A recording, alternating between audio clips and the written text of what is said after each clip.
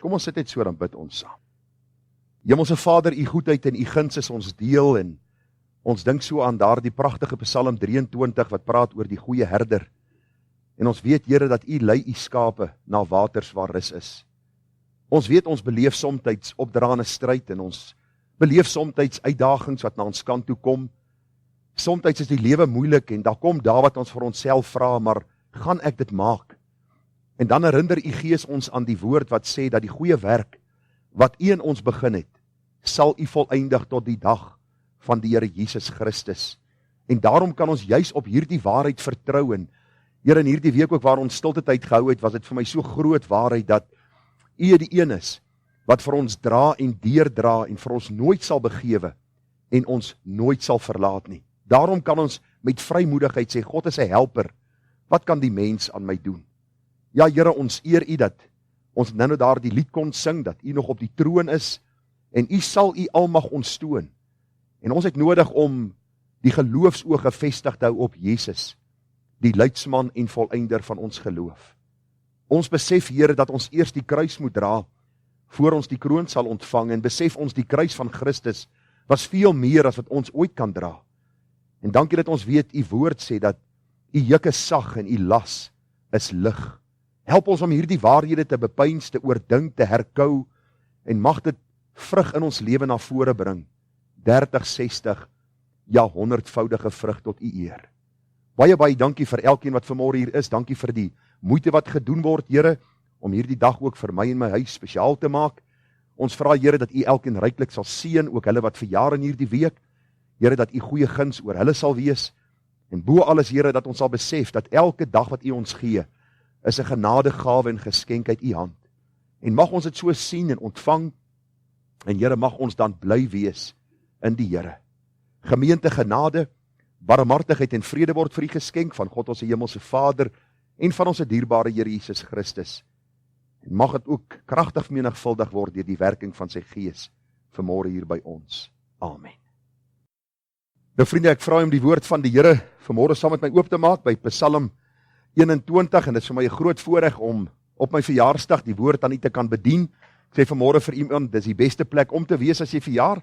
Dis die huis van die Here, saam met ander kinders van die Here, mense wat dieselfde dink as jy, mense wat dieselfde begeertes het as jy, en die grootste van alles, dat ons kan behoort aan die een wat vir ons lief het, met 'n ewige liefde. Nou vanmôre gaan ek met u praat uit Psalm 21, oor 'n dankbare juiglied na die oorwinning.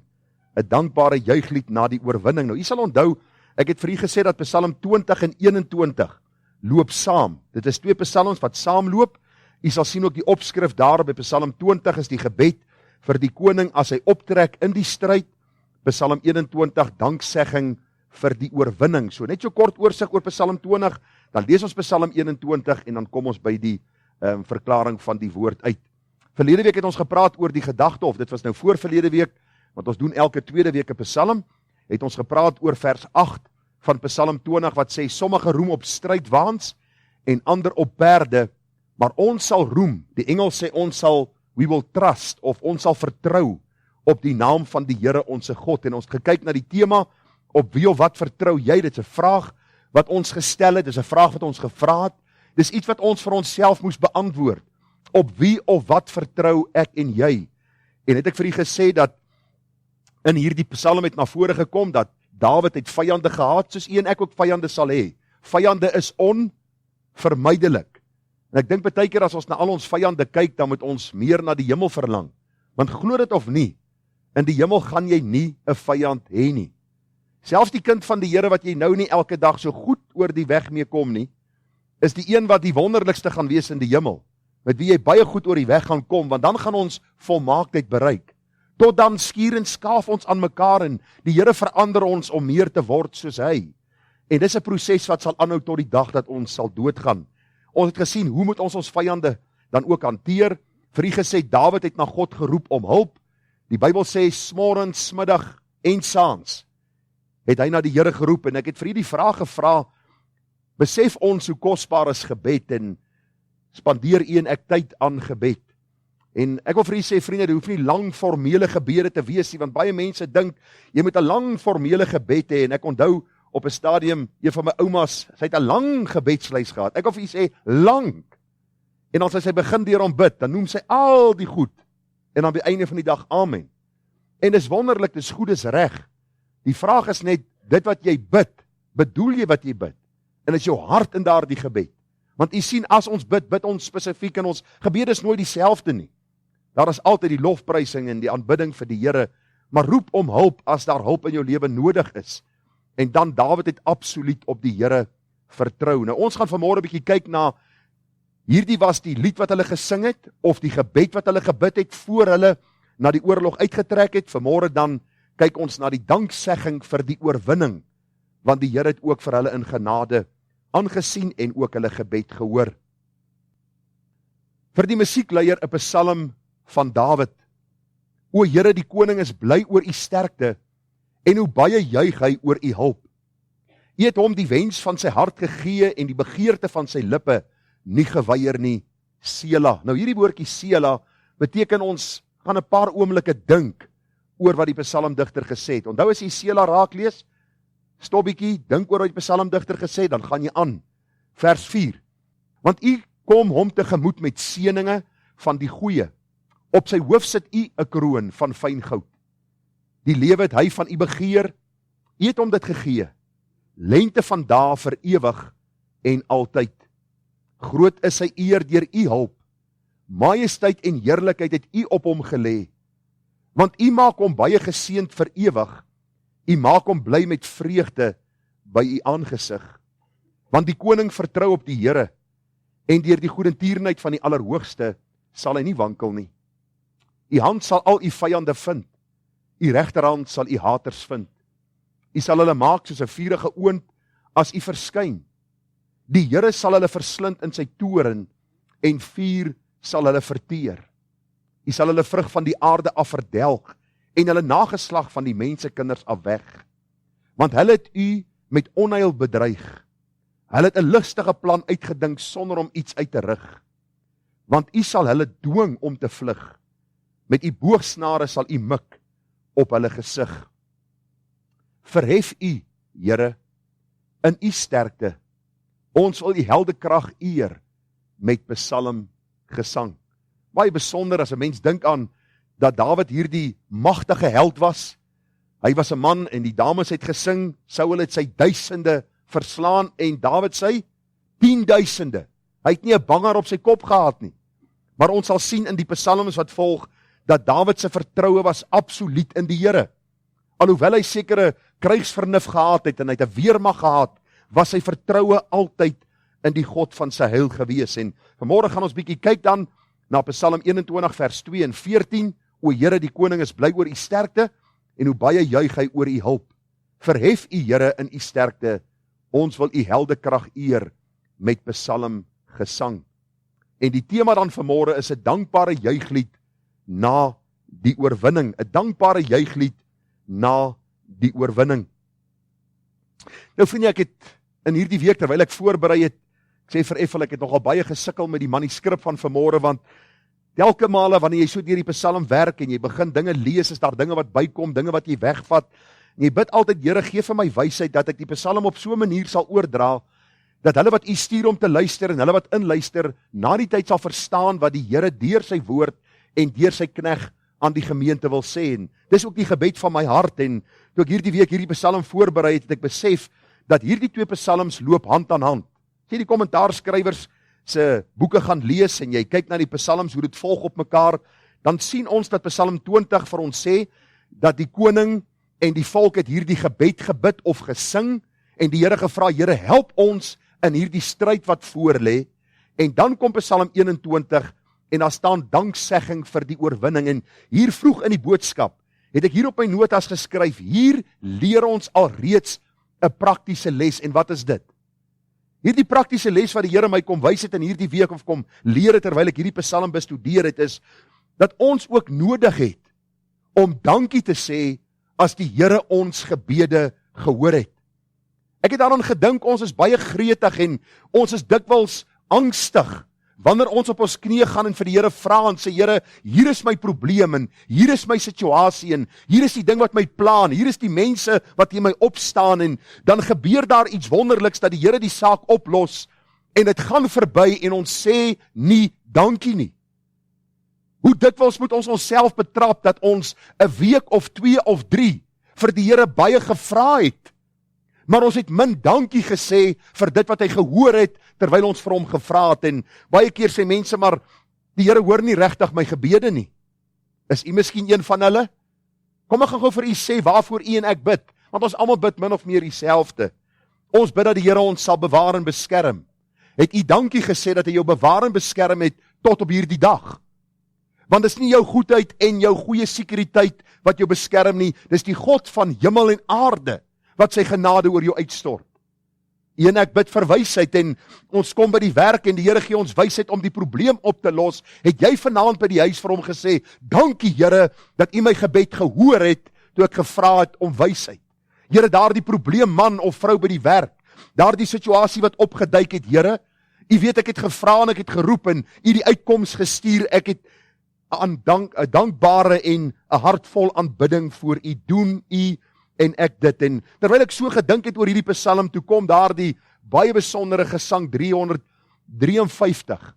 Weer hier my gedagte na vore en ek wil u herinner daaraan, ek wil u vra dat u dit deel sal maak van u aandgebed. Want hierdie lied sê vir ons eintlik maar die opsomming van ons dag. Na ons dag moet daar 'n lofgesang wees. O God, in u goedheid het ons vir u gevra en u het vir ons gehoor en u het ons geantwoord. En daarom is ons vanaand weer as gesin bymekaar. Dis u wat ons bewaar het op hierdie geweldige moeilike paaie wat ons onsself op bevind. Dis u wat ons deur hierdie krisistyd gedra het en ons wil ons dankgesange vir u sing. Hoor hoe pragtig sê hierdie lied dit. Aan u o God my dankgesange, u wil ek in my aandlied prys. Ek stop net daar. As jy nie aand in jou bed gaan klim en jy trek daai kombers oor jou en jy sit jou kop op daardie kussing, waaroor dink jy? Wat maal in jou gedagtes?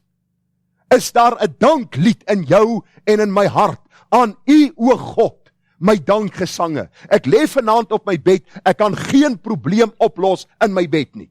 Het jy al daaraan gedink? Jy kan jou vrek bekommer oor alles, maar jy gaan niks oplos terwyl jy daar onder jou kombers op jou kussing lê en na die dag kyk nie. Of as jy op jou sy lê, na jou vrou of na die muur. Die punt wat ek wil maak is, sluit jou dag af met hierdie gedagte aan u o God my dankgesange, u wil ek in my aandlied prys. Al kwyn die sonlig teen die hange, u lig my lig sal hoër rys. Hoor dit sê vers 2, u het my met u guns versadig. As 'n vader het u my beskerm.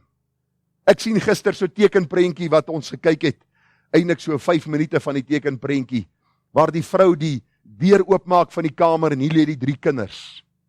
En hulle lê rustig in slaap en een se mond gaan oop en toe en ek dink by myself, hulle die beskerming van hulle ouers. Die Bybel wil vir ons sê in die aand as ons by die huis kom, dank God dat hy as 'n vader jou en my beskerm.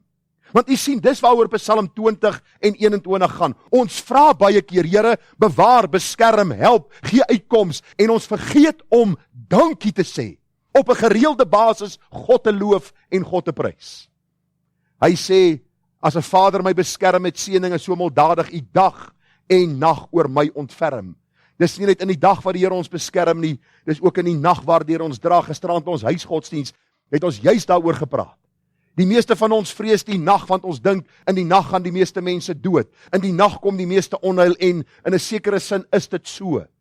Maar vriende, die dag soos die nag eis mense op. As jy vandag leef en jy kom by die huis vanaand, dank God dat hy jou as 'n vader beskerm. Sy seëning is milddadig oor ons. Vers 3 sê ek weet aan wie ek my toevertrou het. As jy in die krisistye in jou lewe kom, kan jy sê ek weet aan wie ek behoort en hy sal vir my die uitkoms gee.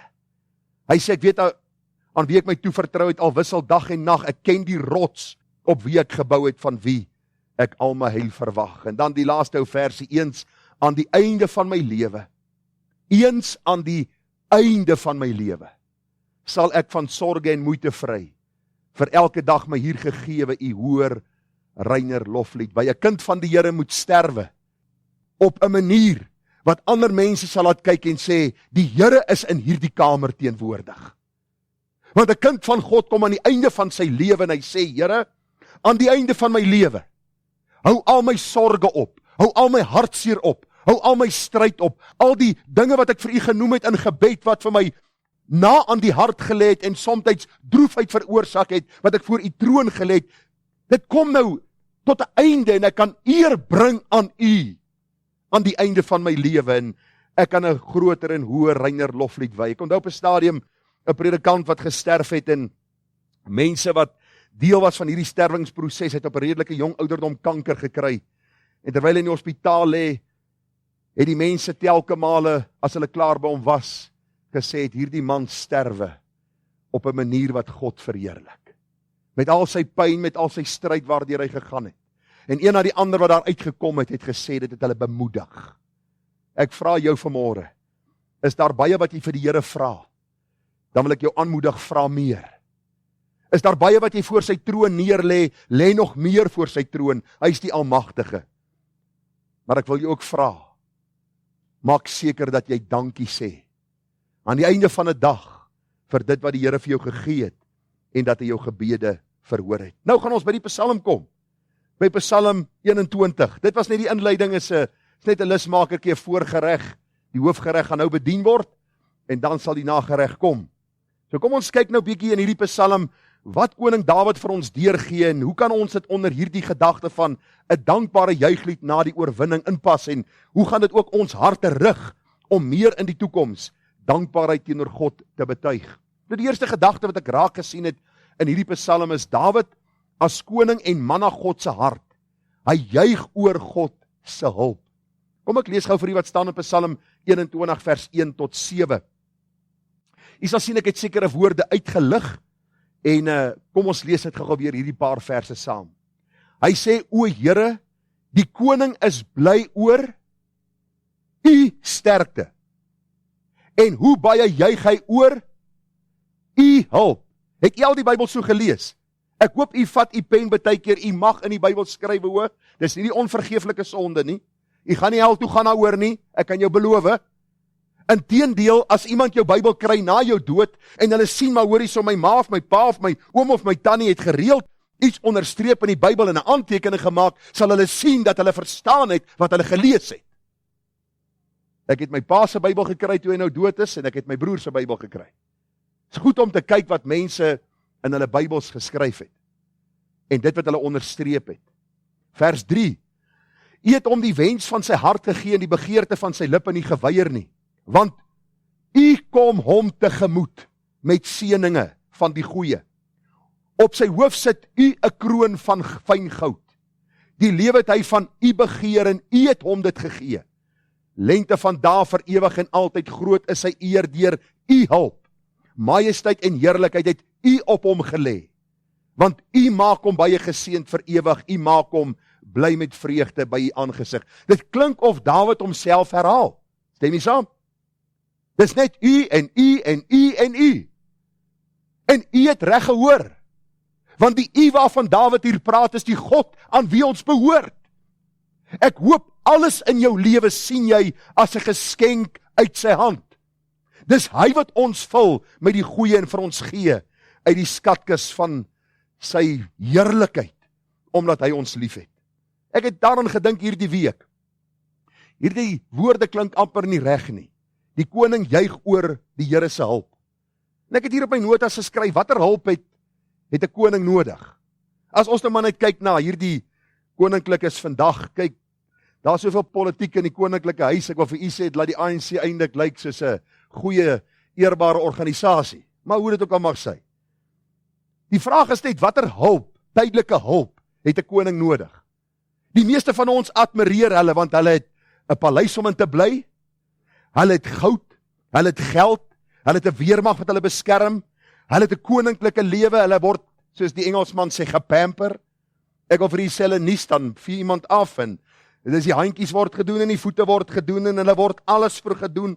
En ons dink by onsself, dit sal lekker wees om 'n prinses te wees, of om 'n koning te wees. As jy vanmôre so dink, kan jy na die diens dit bely as sonde, want dit is nie lekker om dit te wees nie. Maar wat ons kan sê is, hierdie mense het aan niks behoefte nie. As hulle iets wil hê, dan kry hulle dit. Nie so met koning Dawid nie. Dawid het ook alles gehad, maar hy het geweet op tydelike en op geestelike gebied is hy 100% van die Here afhanklik. Hy het geweet sy lewe, sy gesondheid, sy voorspoed, sy oorwinnings is in die hand van die Here, en as die Here nie genade en guns gee nie, is alles te vergeefs. Vanmôre sit jy hier en jy's miskien 'n baie suksesvolle besigheidsman. Miskien is jy vanmôre hier en jy's baie suksesvol by jou skool of by die universiteit. Miskien is jy iemand wat vanmôre guns by mense gekry het. Miskien is jy 'n suksesvolle boer en jy dink by jouself, maar luister, wat het ek nodig? Wat het ek meer nodig? Dan wil ek vanmôre vir jou sê, jy het die Here meer nodig elke dag van jou lewe. Waarom? Dis hy wat vir jou gee, en is hy wat in dankbaarheid ook daardie eer moet ontvang van jou hart, wat dan ook vir hom loof en prys. Kom ek gee vir hierdie pragtige psalm wat Dawid geskryf het. Psalm 121, jy almal ken hom. Hy sê, ek slaan my oë op na die berge, waar sal my hulp vandaan kom? Dan sê hy, my hulp is van die Here wat hemel en aarde gemaak het. Stop gou 'n oomblik daar. Is daar iemand groter van waar jy hulp vandaan kan kry, as die een wat hemel en aarde gemaak het? So Dawid kom en hy sê, ek kry my hulp van die een aan wie alles behoort, wat alles geskaap het, en wat alles in stand hou. Hy kom in vers 3, hy sê, hy kan jou voet nie laat wankel nie. Jou bewaarder kan nie sluimer nie. Kyk, die bewaarder van Israel sluimer of slaap nie. Dit is vir my so interessant as jy die ouens sien wat aangestel word as hekwagte. Ken jy 'n hekwag? Nou, toe ek in die polisie was, ek hekwagdiens gedoen. Die meeste hekwagte kom aan diens, netjies, lyk goed, is paraat, en dan soos die aand aangaan, dan sien jy hom, hoe sit hy so. En dan lyk hy soos baie ouens wat saamstem as ek preek. Partykeer 'n goeie amen. Kan 'n mens op 'n hekwag vertrou? Nee, alles hy 'n wag, alles hy gewapen. Hy's 'n mens en hy raak aan die slaap. Dawid sê, my vertroue, my hulp is in die God wat nooit slaap nie. Hy word nie moeg nie. Onthou u vir Elia op die berg Karmel? Die klomp Baal-profete roep na Baal en Elia sê, is hy nie bietjie op vakansie nie? Vat hy nie 'n middag slaap nie, is hy nie gou badkamer toe nie, miskien is hy magiseer. Gaan lees die teks, dis wat die Bybel sê. Elia spot met Baal, want daar is nie 'n God soos Baal nie. En toe Elia roep na God, toe antwoord God onmiddellik met vuur uit die hemel. Waarom? Hy kan nie sluimer nie, en hy kan nie slaap nie. Die Here is jou bewaarder. As jy vanmôre kind van die Here is, kan jy soos koning Dawid sê, die Here is my bewaarder, die Here is jou skaduwee aan jou regterhand. Wie het al probeer van hulle skaduwee weghardloop? Elke jong kind probeer dit doen. As jy so kyk, dan sien jy hy's hierso. Dan dink jy vir jouself, wat nie jy hierso? Jy het nie gevra om nie te wees nie. En dan beweeg jy hierdie kant toe en dan sê hierso. En soos jy beweeg, is die skaduwee heeltyd by jou. Wie kan ontslaa raak van hulle skaduwee? As jy iemand sonder 'n skaduwee sien, hardloop. Hardloop. Want of jy gaan jou vrek skrik, of daai persoon gaan hulle vrek skrik. Maar in 'n geval, ons los dit vir 'n ander dag. Die hele gedagte is jou skaduwee is deel van jou. Die Bybel sê die Here is jou skaduwee aan jou regterhand. Nou vers 6. Die son sal jou bedags nie steek nie, die maan ook nie by nag nie. Die Here sal jou bewaar vir elke onheil, jou siel. Jou siel sal hy bewaar. Die Here sal jou uitgang en jou ingang bewaar van nou af tot in ewigheid. Dikwels as ek op my bed lê, dan sê ek, Here, dankie. Vanmôre die eerste ding toe ek wakker word, sit ek in my studeerkamer. En daar is een lied wat ek opsit en ek speel hom. Die lied sê, thank you Lord for saving my soul. Thank you Lord for making me whole. Thank you Lord for giving to me thy great salvation, so full and free. Luister, ons siel is die enkel belangrikste ding wat daar is. As jy kind van God, en as jy kind van God is die Here jou bewaarder en jy kan juig oor sy hulp.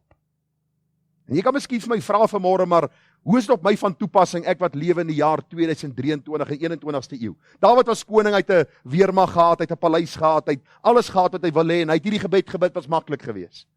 Maar kom ek gaan u gou na die toepassing vat vir my en jou vandag. Behalwe dat wat ek al reeds gesê het, hoor wat sê Petrus vir ons in 1 Petrus 2 vers 9. Hy praat nou met die kinders van die Here. Hoor wie is ons in die Here? Julle kinders van die Here is 'n uitverkore geslag. Dis die vloekwoord in baie kerke, uitverkore. Ek weet nie wil dit wil verander na iets nie, iets anders nie. Maar die Bybel sê ons is 'n uitverkore geslag. Hoor nou, 'n koninklike priesterdom. Wie van u self het al gedink dat jy deel van 'n koninklike priesterdom is? 'n heilige volk, hoor nou, 'n volk as eiendom verkry. God het jou kom haal uit hierdie wêreld. Hy het jou as eiendom kom verkry vir homself, om te verkondig die deugde van hom wat julle uit die duisternis geroep het tot sy wonderbare lig. Julle wat vroeër geen volk was nie, maar nou die volk van God is, aan wie toe geen barmhartigheid bewys is nie, maar nou bewys is. Soos Dawid die hulp van die Here kon afbid, hom kon verbly in die hulp wat die Here hom gegee het, so kan u en ek as kinders van God ook hierdie hulp van die Here afvra en afbid. Ons kan daarin juig as hy dit vir ons gee, as hy vir ons goedgunstiglik aansien. Ek wil vanmôre vir jou sê, deur Jesus se soendood aan die kruis is ons ingelyf in die ewiglike koninklike familie van die enige God wat ontoeganklike lig bewoon. En nou dink jy by jouself, ja reg, ja, ek hoor wat jy sê. Jy het seker nie gisteraand veel geslaap nie, ek is nie 'n koninklike nie. Jy's reg, sonder Christus is jy en ek niks. Maar in Christus, hy is die koning van die heelal. In hom is ons deel van God se familie. Die Bybel sê hy noem ons vriende. Hy sê ons is broers van hom. Ons is ingelyf in sy koninkryk en daarom, vriende, kan ons net soos koning Dawid in alle opsigte ons afhanklikheid aan God verklaar en ons hulp en raad van hom afbid. Wat is daar vanmôre in jou lewe wat jy voor die Here neerlê? Wat jy vanmôre oorbid? Wat is daar wat hy al verhoor het? Dan vra ek vir jou dat ek en jy hierdie saak sal sien as van kardinale belang, dat as hy die uitkoms gee, ons hom sal loof en prys en eer as ons liefdevolle God en Vader. En u gaan agterkom, hoe meer ons die Here begin dank vir sy hulp wat hy ons gegee het, hoe meer sal ons geestelik die blydskap en die vrede van God, wat alle verstand te bowe gaan in ons harte en in ons lewens ervaar. Psalm 103 vers 1 sê, Psalm van Dawid, hy sê, loof die Here o my siel en alles wat binne my is, sy heilige naam. Wanneer laas was jy so oorweldig deur God se teenwoordigheid, niks snaaks en niks misties nie, maar hier in jou wees het jy geweet, die God na wie ek roep in die hemel, is die een wat my hoor, is die een wat in my woon deur sy gees, en het 'n blydskap in jou siel na vore gebring, dat jou hele wese bewus was daarvan. Dit gebeur so dat ons baie keer bid, en ons staan op en ons bid en ons staan op en ons dink by onsself, het die Here ooit gehoor? Ja, hy het. En daar is sommige tye wat dit vir jou nie so voel nie, en dis waar geloof inkom. Om te weet hy hoor al voel ek nie, dan kom maar tye waar die Here ons net op 'n besondere manier deur sy Heilige Gees bewus maak daarvan, my kind, ek is met jou al die dae van jou lewe. Daarom sê Dawid, loof die Here o my siel, vergeet geen een van sy weldade nie. Hoor wat sê Dawid, hy het al ons ongeregtigheid vergewe, hy het al ons krankhede genees, wat jou lewe verlos van die verderf, wat jou kroon met goedertierenheid en barmhartighede, wat jou siel versadig met die goeie, sodat jou jeug weer nuut word, soos die van 'n arend. Hierdie sonde wat ons lewe krank maak, is iets waarvan die Here ons vergeef het, vrygespreek het. Daarom kan ons hom loof vir die hulp wat hy ons gee. Die volgende ene, Dawid as koning en man na God se hart, juig oor God se hulp, maar in die tweede plek, Dawid verbly hom omdat hy weet die stryd behoort aan die Here. Hierdie was vir my eintlik so kosbare gedagte toe ek dit raak sien, en ek hoop u volg saam met my en u sien hierdie waarheid raak, want dit gaan vir u nogal redelik in die pad vorentoe baie help, want ons sien dikwels die stryd as iets wat ek moet beklei. En ons sê baie keer vir onsself, ek is moeg beklei, want ek beklei met almal. Ek beklei met baie mense. En die meeste van die bekleiery gaan oor waarheid. Want mense is nie lief vir waarheid nie. Is dit reg om dan te beklei? Ons gaan nou sien, die stryd behoort aan die Here.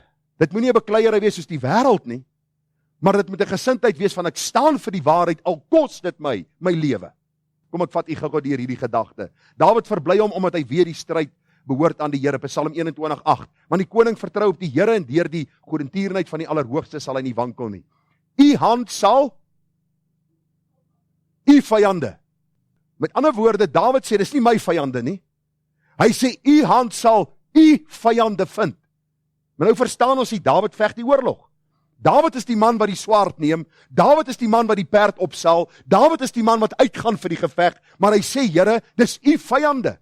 So iets sê vir ons, Dawid veg die geveg van die Here.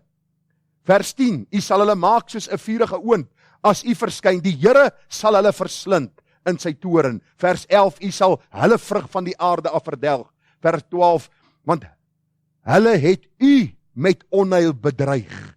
Vers 13, want u sal hulle dwing om te vlug. Ek dink met myself terwyl ek hierdie Psalm voorberei, dis so wonderlik as 'n mens sien hoe Dawid sy woorde kies. Onder leiding van die Heilige Gees identifiseer hy hierdie vyande waaroor ons gepraat het 2 weke terug, die Hittiete en die Ferisiete en die Kanaaniete en die Filistyne en al hierdie mense en al hierdie vyande van hulle, sien hy nie as dat hy 'n vergelding het teen hulle en hulle probeer uitwis omdat hy iets in sy hart het teen hulle nie, maar omdat hy die geveg van die Here veg. Vir die reeds gesê dat Dawid die geveg van die Here geveg het, die heidense nasies met al hulle bose praktyke, het nie net die volk van die Here bedreig nie, maar ook die naam van die Here gelaster.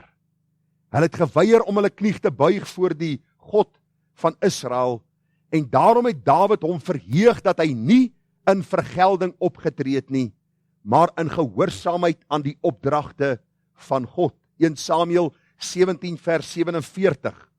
Dan sal hierdie hele menigte moet erken dat die Here nie deur swaard en deur spies verlos nie, want die stryd behoort aan die Here en hy sal julle in ons hand gee. Ek het vir u gesê dat die heidense nasies onder God se gesag moes buig. Waarom? Ok, ek gaan weer sê. Die heidense nasies moes onder die gesag van God gebuig het. Waarom?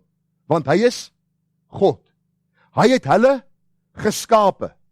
Die aarde behoort aan die Here en die volheid daarvan, so elkeen kan nie kom en sy eie godsdienst bedryf op hierdie aarde nie. Die moslems kan nie sy eie godsdienst bedryf soos hy wil, en ons sit maar passief en sê, ag, weet jy wat, dis nou hoe hulle voel oor die Bybel nie. Nee, hoe hulle voel oor die Bybel is teen die Bybel, en daarom sê die Bybel, sal God hulle ook verdelg. Die boeddhiste dieselfde en al die ander godsdienste, die Bybel sê dat God is baie, baie duidelik in sy woord, dat hy die alleenwyse God is. Hy het sy seun gestuur, en deur Jesus is daar redding. Buite hom is daar nie redding nie. Die Here sê vir hierdie volke, bekeer julle. Die maat van hulle sonde word vol, en die Here sê vir Dawid, gaan wis hulle uit.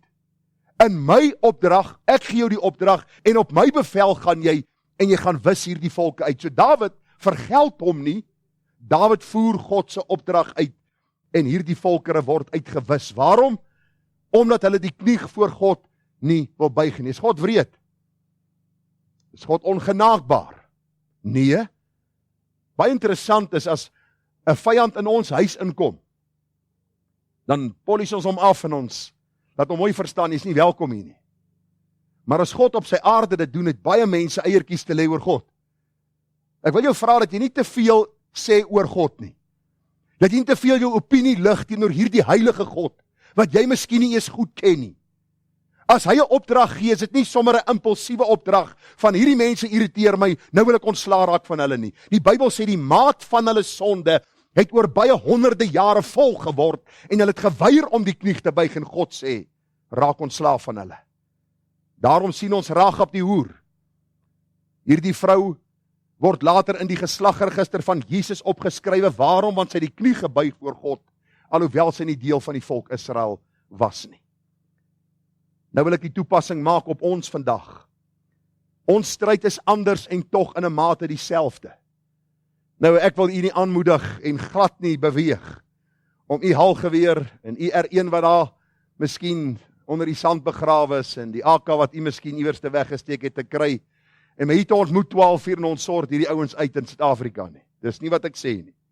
Dis nie die stryd waarin ons is nie, alhoewel dit ook in 'n mate 'n bedreiging vir ons is ons stryd in 'n mate dieselfde dat ons fisiese vyande het, maar vriende, die grootste geveg wat u en ek veg, is ons geestelike oorlog. Die geveg wat ons veg is met die duiwel, met die wêreldse stelsel en dan ook met die boosheid wat op hierdie aarde dan heers. En die Here sê in sy woord, soos hy vir Dawid gestry het, so stry hy vir ons, want die geveg behoort aan die Here. As u vanmôre ongeredde was, sou hierdie geestelike stryd vir u iets beteken het? Sal u vanmôre in 'n geestelike stryd gewees het? Nee. Jy sal 'n veer gevoel het vir wat God sê en wat sy waarheid van sy woord is. Omdat ons aan die Here behoort, het ons vyande en daarom moet ons op die Here vertrou dat hy vir ons die opdrag gee om dan teen ons vyande te stry en hy sal vir ons ook die oorwinning gee soos hy vir Dawid gegee het. 2 Korintiërs 2 vers 14.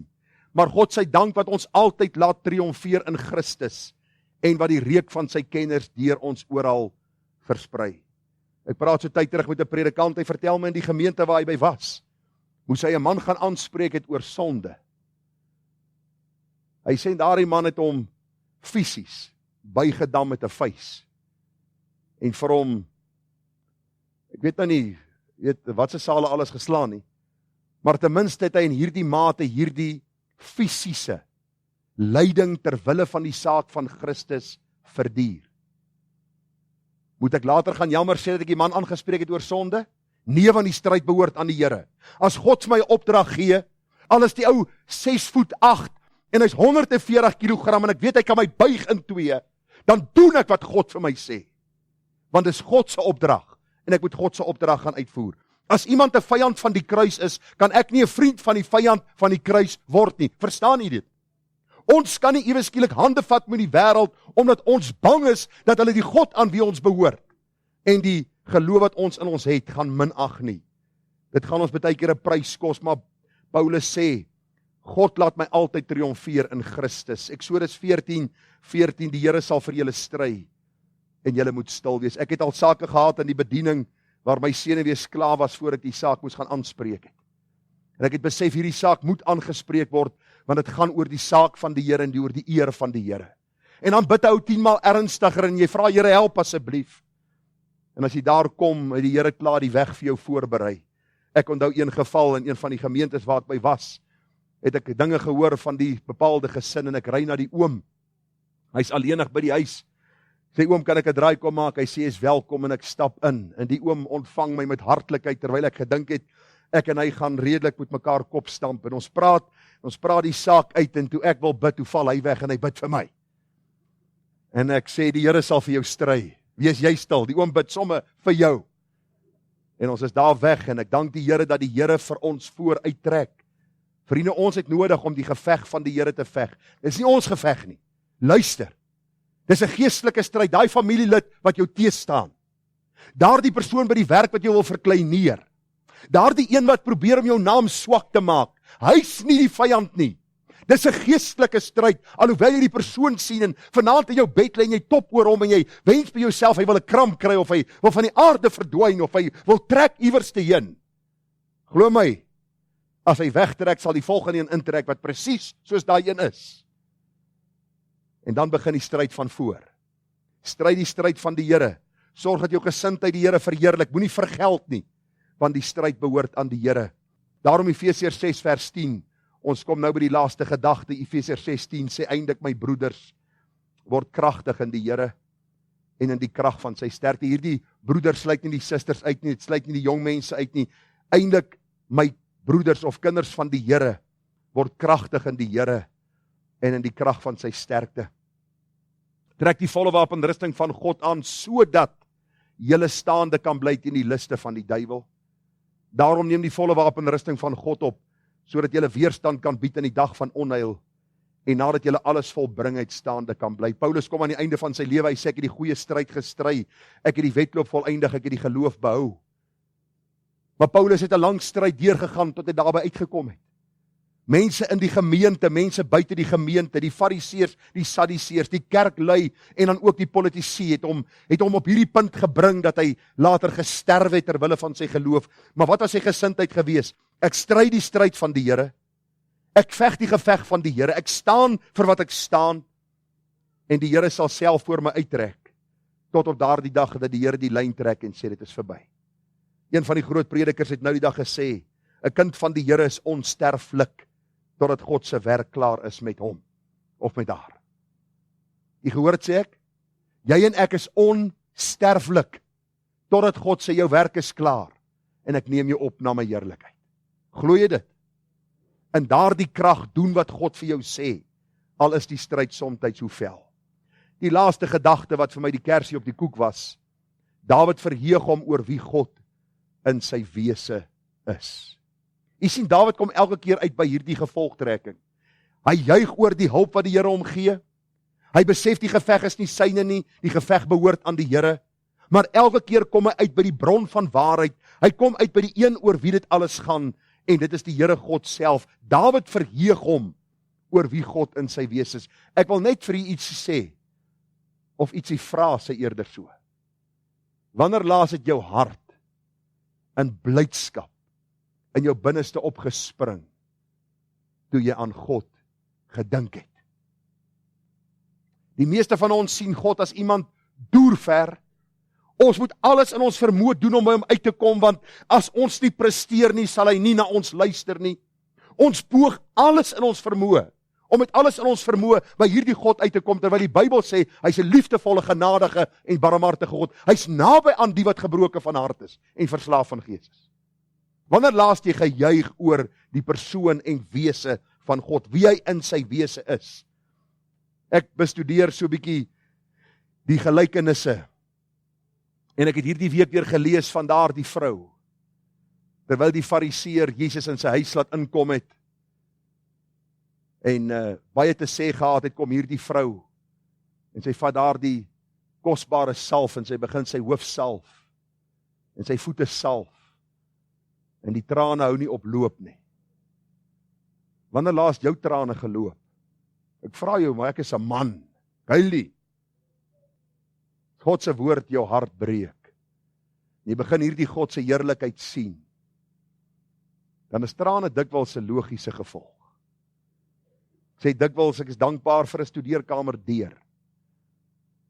En hoef my vrou en my kinders nie die trane te sien wat ek dikwels huil, voor die God aan wie ek behoort nie, want hy is wonderbaar.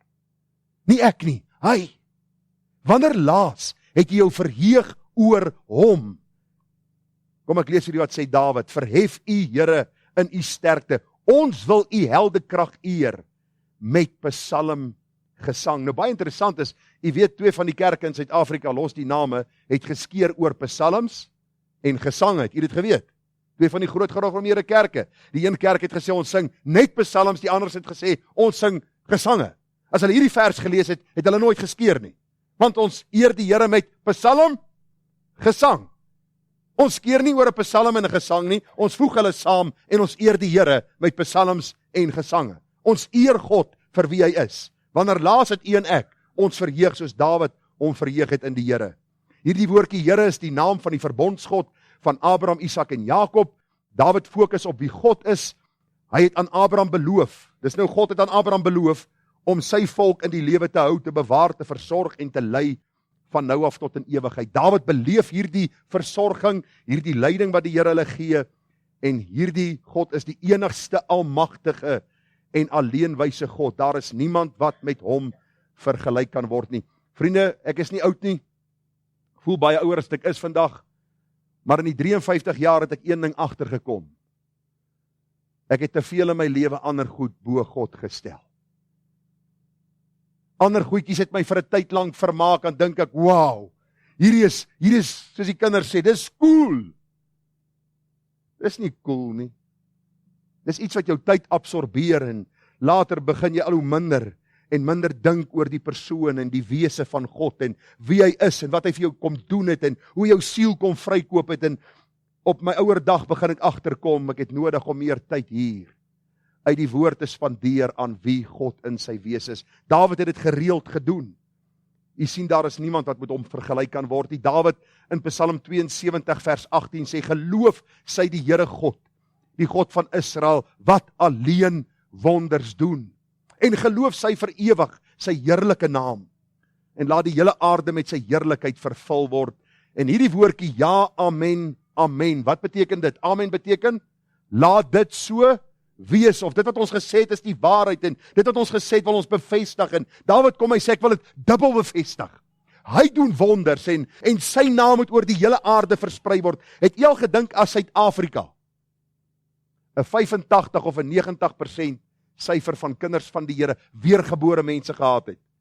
Wat sy land het u en ek in gewoon? Jy sê die ligte sou so geskyn het, ons al dag en nag krag gehad.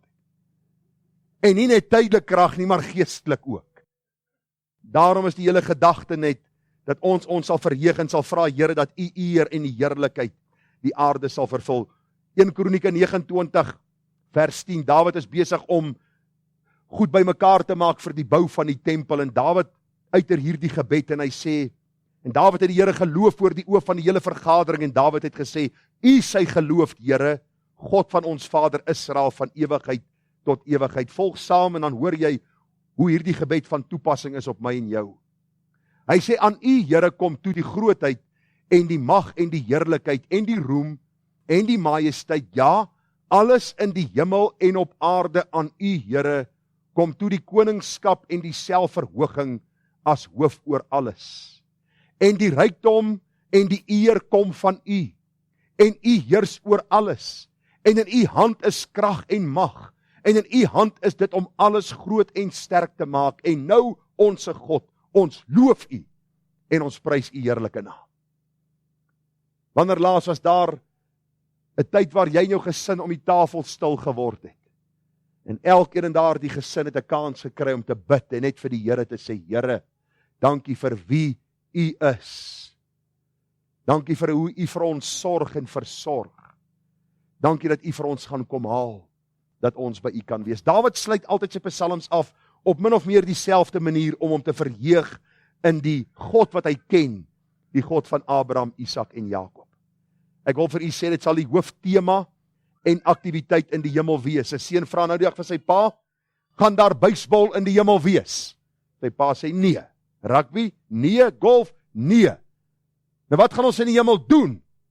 Sy pa sê, ons weet nog nie heeltemal nie, maar een ding wat ons seker van is, ons gaan hierdie God loof en prys. En die seun was nie heeltemal beweeg om hemel toe te gaan nie. Hoekom? Want die meeste word geleer dat die hemel eintlik 'n vervelige plek sal wees. Hier nou is die lekker dinge wat ons doen. As jy eers die God van die Bybel leer ken, dan kan jy nie, ek wil amper sê, jy kan nie jouself inhou nie, jy sien uit na daardie dag. Wanneer jy hom in volmaaktheid kan loof en prys, dan sal al hierdie goed wat jou tyd opneem, vir jou na drek lyk, soos die apostel Paulus sê. Soos Dawid hom verheug het in die wese van God, so gaan u en ek vir ewig lank dit doen. Daarom wil ek jou vra, begin nou al oefen. Begin nou al tyd neem om dit te doen.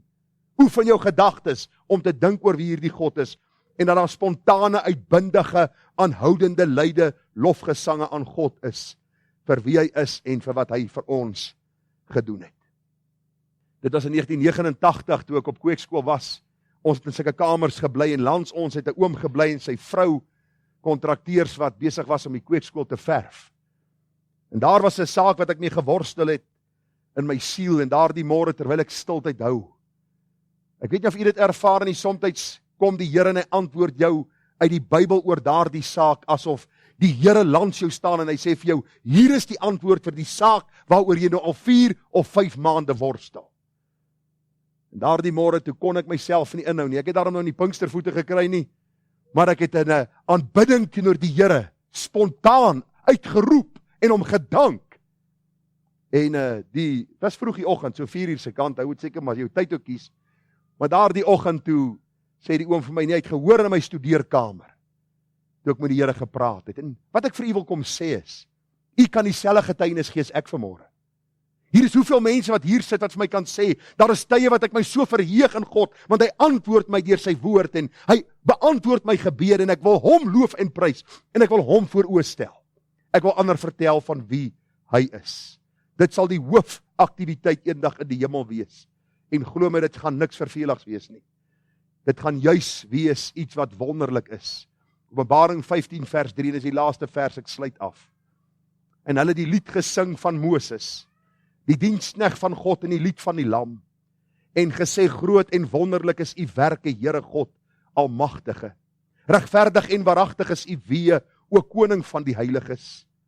Wie sal u nie vrees nie, en Here, en u naam nie verheerlik nie? Want u alleen is heilig, want al die nasies sal kom en voor u aanbid, omdat u regverdige dade openbaar geword het. Psalm 21 is die danklied na die oorwinning behaal is.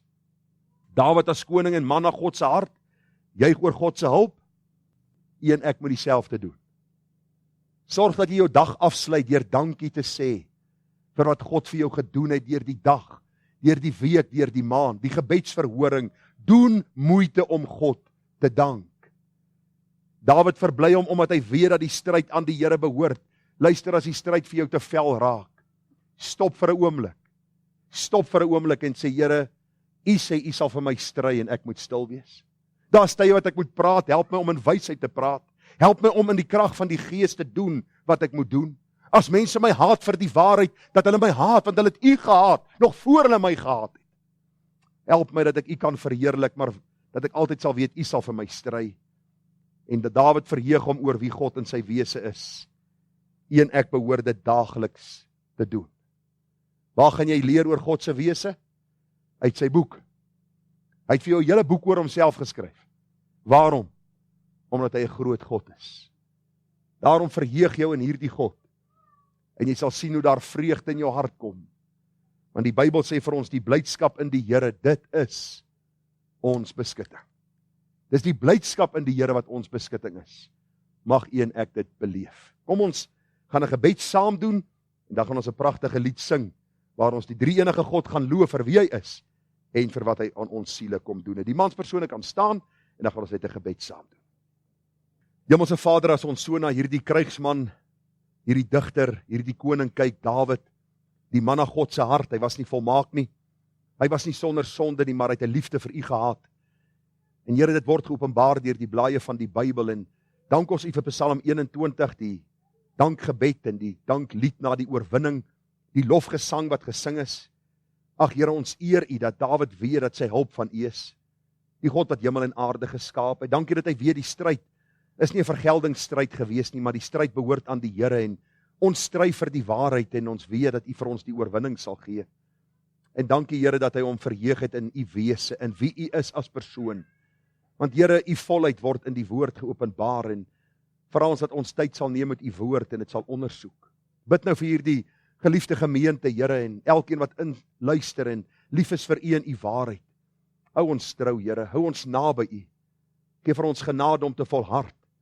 En wanneer ons swak is, Here, help ons om te besef dat u in ons, u krag werk, om te staan te midde van die stryd, en meer as oorwinnaars te wees. Ons loof u en ons prys u dat u Gees nou self, die waarheid van die woord, Here, in ons harte, 'n landingsplek sal laat vind, sodat dit vrug sal dra, 30, 60, ja 100voudig tot u eer. Amen.